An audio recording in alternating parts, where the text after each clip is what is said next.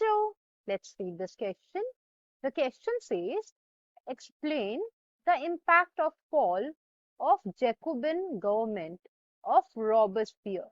तो क्वेश्चन हमसे बोल रहा है कि जो जैकोबिन गवर्नमेंट थी ऑफ रॉबेस्पियर उसके फॉल को एक्सप्लेन करो कि उससे क्या क्या इम्पैक्ट आया था. Now coming to the key concept of the answer, we are going to talk about the reign of terror. जो रॉबेस्पियर की गवर्नमेंट थी ना, उसको रेन ऑफ टेरर के नाम से भी जाना जाता है because it was a period of state sanctioned violence and mass executions.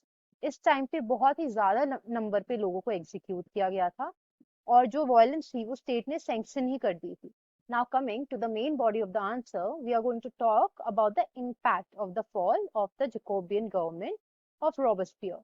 तो सबसे पहला जो फॉल था जैकोबिन गवर्नमेंट का, it allowed the wealthier middle class to seize power. अब उनके पास मौका आया पार सीज करने का वेल्थियर मिडिल क्लास के पास, और एक न्यू कॉन्स्टिट्यूशन भी इंट्रोड्यूस हुआ था इसके बाद जिसने डिनाई कर दिया the right to vote to non propertied sections of the society. In addition to this, जो न्यू कॉन्स्टिट्यूशन था उसने एक और सिस्टम अडॉप्ट किया, that was the directory system. अब हुआ क्या, ये डायरेक्टरी सिस्टम की वजह से जो डायरेक्टर्स थे उनका ऑफन क्लैश होने लगा लेजिस्लेटिव काउंसिल्स के साथ, who then sought to dismiss them. तो जो सिचुएशन थी पॉलिटिकली वो ये थी कि बहुत ज्यादा इंस्टेबिलिटी आ गई थी, and it paved the way for the rise of Napoleon Bonaparte.